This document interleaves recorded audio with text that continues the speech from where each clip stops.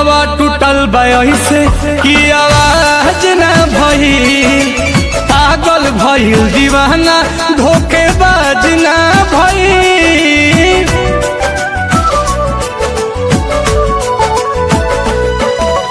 हंसे ले ऐसे जैसे ओकरा लाज ना भइल, लागता कि प्यार के मोहताज